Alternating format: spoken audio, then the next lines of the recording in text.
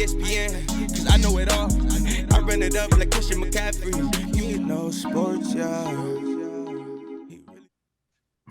Hi everybody, welcome to the Kid Knows Sports. Thank you for watching. Please like and subscribe. Today we are doing a special episode with Mr. Peter Feigin.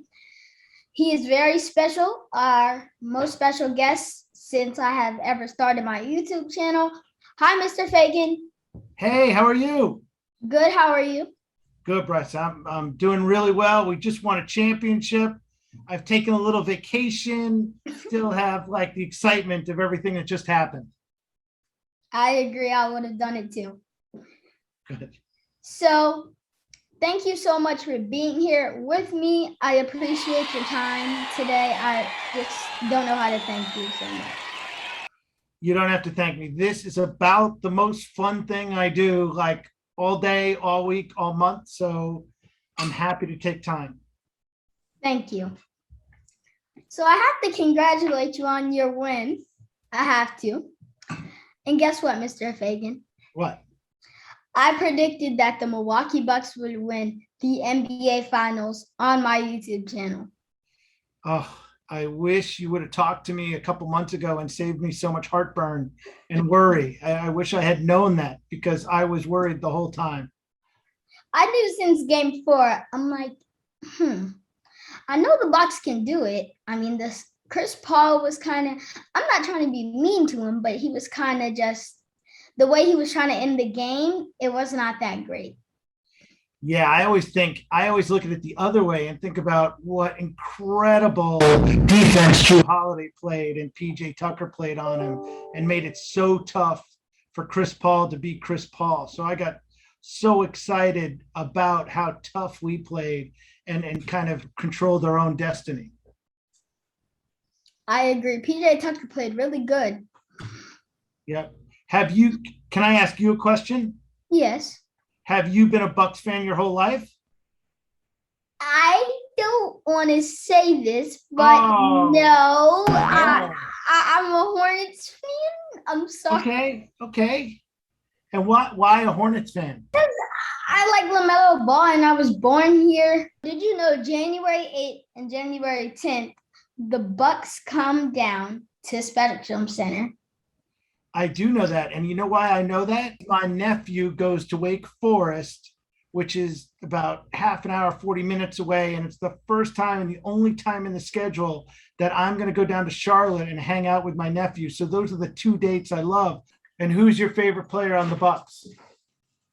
Giannis. Okay, that's easy one. How does it feel to be the president of a winning championship NBA team?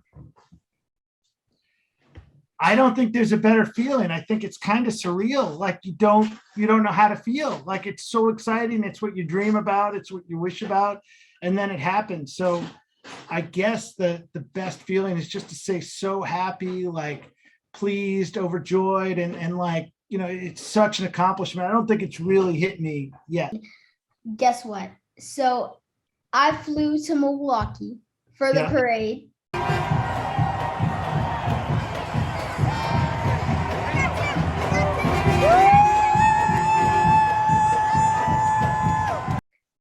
I watched the video when you said the parade date. I was like, oh my gosh, he was so happy. You were so happy. I was with my family, and like it's so funny because people thought I was with champagne and everything else, and I don't drink, I don't do anything. I just get so crazy excited and fun. I was like out of my mind excited, and my whole family was in the car. And that was one of those funny, great moments where I just was literally on the phone. I had just talked to somebody and we'd said, well, we're going to have the parade on Thursday. Let's go. So my next question is, have you ever been interviewed by a kid before? I have been interviewed by a kid before. So I do a bunch of things with Milwaukee Public Schools. I'm a big fan of like helping people like you that are interested in broadcast and communications and to do it. So usually if I'm asked and I can do it, I always try to fit it in because I think it's important. That is awesome. What do you think about super teams in the NBA? Example, Lakers. Good example, Brooklyn. Yes. Yeah. Brooklyn. Yeah, I think that's kind of what made our win so special, is kind of homegrown and organic, and so cool that like Giannis came from literally nothing, kind of and kind of grew up and become a superstar, here in Milwaukee, and that Chris was part of the core team, and that Drew came on, and that it's really like it's such a good message, like how a team, can win, versus putting together, kind of all these superstar individuals, to go for, because what we want to do is sustain victory and championship. So we want to win not just one, we want to win over a longer period of time. And to do that, you've really got to collect players, over time. And that's been our strategy. And I think it was a real great message for basketball and for the NBA and for small markets like Milwaukee and Charlotte, that it can be done. It can. Anything is possible. Who are your top 5 NBA basketball players of all time? Of all time? Boy, that's going to be tough. I mean, I'll just tell you, like, I obviously, like, Michael Jordan, LeBron, and Kobe are kind of in their own world to me, like to do it. I'm partial, even though he's 26 and he's my guy. Giannis, I put up as one of my favorites of all time, because I'm so close to him. And just, he's been such a big part of our core. But I'm like, God, it's tough to peg 5. I think Shaquille O'Neal is probably one of the less appreciated guys who dominated like an incredible amount. And that's kind of like when I grew up, like in the 80s and 90s, and 2000. So all those players I watched like your age, as I was like kind of growing up. So that's kind of where my mind was, in a big way. So I'm always partial to those folks, but so many. I mean, it's such an incredible pro basketball are now these such elite, incredible athletes. Like it's really, they're freakish. Like it's incredible how good they are. But Kevin Durant, even though Kevin Durant almost beat us, I would say Kevin Durant's probably on that list too. Yes, he really is great. I mean, those are all great picks. Well, I'm only 9, so I'm going to talk about the players that I was born in this generation. Okay. So first one, I got to say, Giannis. Good. Steph Curry. Sure. Kevin Durant. All right. Kawhi Leonard. All right. I'm surprised, but I'll give you Kawhi Leonard. Kyrie Irving. Ooh, Kyrie Irving. You know who I'm going to put up there? I'm going to put Klay Thompson in that list. Is just because you got to put. I always think when people talk about basketball, they don't realize that maybe the number 1 and 2 shooter of our generation are playing together. Mm-hmm. You have to put Klay with Curry. Klay with Curry always. Yeah. So I think we'd be we're generations apart, but we'd kind of be on the same page of folks we think kind of dominate and are the best. I play with most of those players on 2K too. You ever play with old time players, or you only play with? I played with the 2000s NBA team. They're really good. I love Shaq and Kobe. Yeah, I made rules since Kobe died for myself. Since Kobe died, the first shot of the game, I have to shoot with Kobe. That's cool. Thank you. So what's the best part of being the president of the Bucks? When you're a president, a general manager, a CEO, when you're a teacher, you get this big responsibility to be a leader, and it's really like important to take that seriously. And you're really care for, and you're in charge of a lot of people, and a lot of lives, a lot of families, a lot of things. So I think the responsibility of leading an organization and having a vision and really putting a team together and kind of constantly looking to improve, like those are all kind of pretty exciting, big things. What makes this Bucks team so special to you? I think it's the word team, right? I think everybody's got a role. I think it's not, you talked a little bit about super teams before, this isn't a team. For us to win, everybody's got to play their role and play their part. It's not just one player, scoring 50, although that's what Giannis did in the final game. It's everybody working together, rebounding, playing defense, coordinated in such a way. So, what makes this team so special is they are united. They are cohesive. They work together. They play defense as hard as they play offense. I mean, those are special things. Before working for the Bucks, you were also vice president of marketing for the New York Knicks. My dad is from New Jersey. He's a Knicks fan. How did your role from the Knicks help you prepare for your current position? Well, I tell everybody your age or older or anything else, like all experience is good experience, and in that case, like I got real experience for an NBA team, on how it works, like how the business works, how ticketing works and marketing, and how the fan experience, how the production of television works, all the things behind the scenes. And I was young and was able to just soak it up and really get that valuable experience because you constantly want to learn. You constantly want to be curious. You want to figure out what you don't know and then really master it. And getting to work for an NBA team at like a young age was like one of those unbelievable opportunities, and I think in the back of my mind, I said, this was such an awesome job. I want to go out and experience other things. And if and when there's ever a possibility, if I ever had a magic wand with a wish, I'd come back to be able to run a team, and somehow, some way I was able to do that, which is kind of incredible. I looked at the schedule for the Bucks. I saw that the first game was against the Nets. That should be a really great game. You have to go against KD, Kyrie, James Harden. What are you looking forward to the most next season? Well, do you know why that's such an important game? Do you know what happens during that game? What? We get our rings. So the players get their ring. It's a ring ceremony. So it's kind of like one of those special moments, for a championship team, the first game of the next year to get their ring ceremony. So that, I think, honestly, it'll probably be less about the Brooklyn Nets and about Kyrie and about Durant and about Harden, and just more of a celebration, of kind of winning and how cool it is to get a ring. Just a fun game. That game's just going to be fun. That should be after that.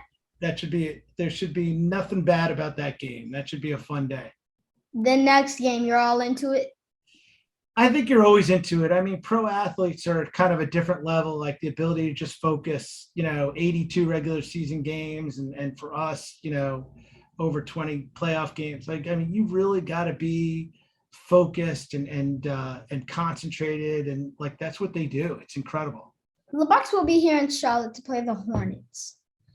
So are you guys going to destroy them, or are you going to be nice? Are you going to be nice to them? Can you give them a little break? Because you guys are always destroying the Hornets. Yeah, well, the key is you always want to go in to win, right? I don't think you go in and say, hey, you're destroying. I think it's such a long season. There's so many games. Like, you want to win whenever you can win. So certainly going to Charlotte. But what we should do is, like, you should go to the Charlotte game with me. I'll invite you to the Charlotte game. You're going to have to wear your Giannis jersey, though. That might be tough for you if you come as my guest. Yes, I will. All right. Then I'll follow up with your mom, and like you guys come to the game, and we'll treat you to a game. And by the way, I'll introduce you to the president of the Hornets, Fred Whitfield, who is the greatest guy in the world. Oh my gosh. Thank you. And if you end up being friends with him and you interview him, you better not have as good an interview as we had, because I'm very competitive. Okay. I will not. I will. Okay, good. What's your favorite restaurant in Milwaukee? So I have two favorite restaurants. So I have one place, which is like a great fancy steak place, which is crazy awesome, called Carnivore. And then I've got like an Italian place that is kind of the best pizza, pasta, kind of everything, a little more casual, called the Calderone Club, to do it. And like Charlotte, like the downtown, like Milwaukee's kind of small. So everybody, every restaurant. So it's kind of fun to go in and know the chef and the owner, and both those places, like my wife and I and like our kids and stuff, we just have like the greatest, when we treat ourselves, it's just the best to go there. My favorite place is Cops in Milwaukee. Oh, Cops is sorry. dangerous. Cops is dangerous. It is the best. that custard is off the charts. It is. It really is. Another question. When you were a kid, what did you want to be when you grew up? It's so funny. So when I was a kid, I actually my mom worked, and she worked in advertising, and it's what I knew from her. And I just thought, kind of growing up, like, working in advertising was kind of cool. She worked for an ad agency, and she did ads on television for big brands, like Crest toothpaste and Burger King and things. And I just thought that was the coolest thing ever. So I think when I was really little, I just said, like, oh my gosh, I want to be like my mom, like, and work in advertising, which is cool. But then, I went to high school and I got some internships, and I went to college.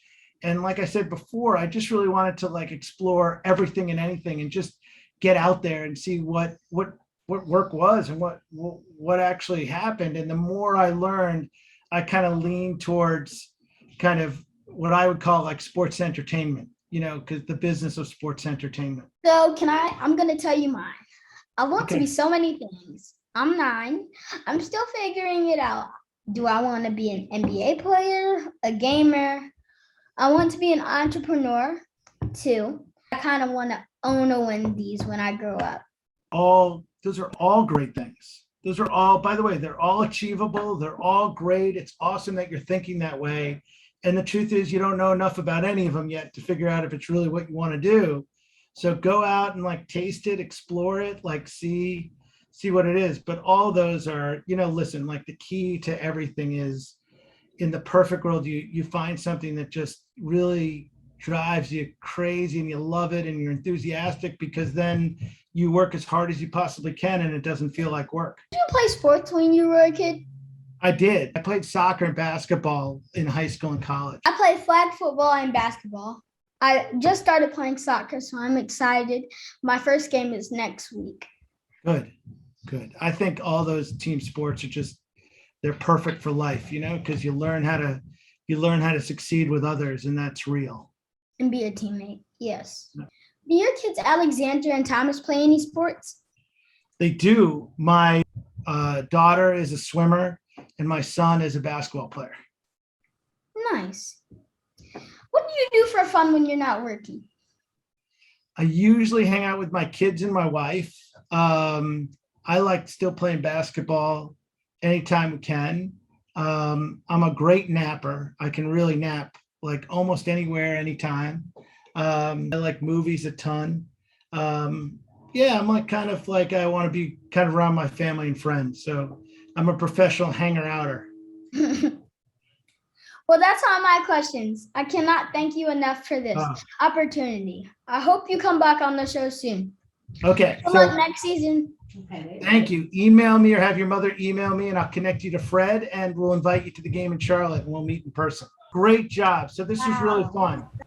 Thank you, Mr. Feigin. I'll see you at the game.